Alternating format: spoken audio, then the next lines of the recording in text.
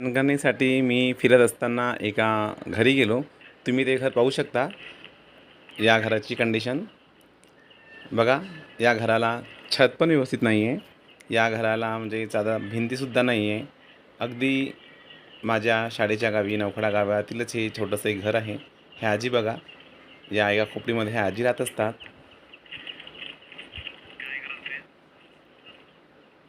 बघा, तुम्ही पाहू शकता यांचं देवघर. छोटंसंच घर आहे, तुटकं फुटकं संसार आहे यांचं. ज्यावेळेस मी जनगणना करत होतो त्यावेळेस मला माहीत झालं की इथे एक आजी राहतात आणि यांना राहायला छत म्हणजे व्यवस्थित घर पण नाही आहे. अगदी माझ्या शाळेला लागूनच घर आहे यांचं. पण मला असं कधी वाटलं नव्हतं की इथे ह्या आजी राहत असतील. तर यांनी मला त्यावेळेस पूर्ण आपली माहिती सांगितली. यांच्याकडे या आजीकडे आधार कार्ड पण नाही आहे. यांच्याकडे कुठल्याही बँकेचं पासबुक, यांना कुठल्याही संजय गांधी निराधार असेल किंवा श्रावणबाळ योजना, यांना कुठल्याही योजनेचा लाभ मिळत नाही. यांना शासनाच्या कुठल्याही सोयीचा लाभ मिळत नाही. यांना रेशन कार्ड पण मिळत नाही. यांना म्हणजे यांना पती नाही आहे. यांचे पती आधी होते, यांना ते सोडून गेले वाटते. यांना मुलं-बाळं वगैरे नाही आहे. तसं यांचा आधार गावात कोणीच नाही आहे. कोणतरी बहीण लेक असतो, तो यांना थोडं काही मदत करत असतो. तर यांची सध्या यांनी जेव्हा सांगितलं, त्यांची दयनीय कंडिशन खूप बेकार होती. आजीने मला सांगितलं. मी म्हटलं, "जेवण झालं काय आजी?" मी रात्रीच्या 8 वाजता यांच्या घरी गेलो होतो. तेव्हा मी आईला विचारलं, "जेवण झालं का?" त्याने म्हटलं की "नाही." "का बरं?" "स्वयंपाक करायचा आहे." त्यांच्याकडे लाईट पण नाही आहे. त्यांच्या घरी कुठलेही म्हणजे दिवा नाही, लाईट नाही. म्हणून मी कसं काय करता? तर ती म्हणाली की "मी करतो." "चला, मी तुम्हाला जेवण देऊ का? मी आत्ता स्वयंपाक बनवते, वरण-भात."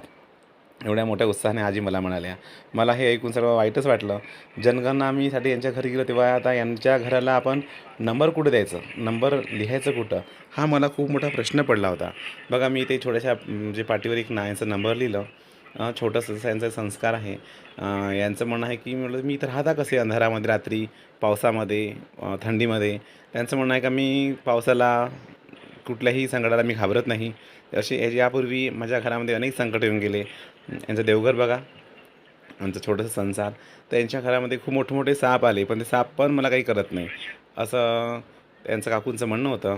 मग मी यांना म्हटलं होतं जनगणनेच्या वेळेस, "का काकू, मी तुम्हाला काही साडी, तुम्हाला लाडू, चिवडा आणून देणार, तुम्ही घ्याल का?" तर त्यांनी म्हटलं, "हो, नक्की घेणार." मला असं माहीत झालं होतं त्या धार्मिक काकूकडनं की त्या म्हणजे जवळील कोणाच्याच घरचा त्या भाजी खात नाही. कोणी त्यांना जर नेऊन दिलं अन्न, त्या कोणाच्याच घरचा खात नाही. कारण त्या पूजा करतात, त्यामुळे त्यांना कोणाच्या हातचं त्यांना खाणं आवडत नाही. परंतु त्यांनी म्हटलं की "तुम्ही आणून द्याल तर मी नक्कीच खाणार." असं त्या मला म्हटल्या होत्या.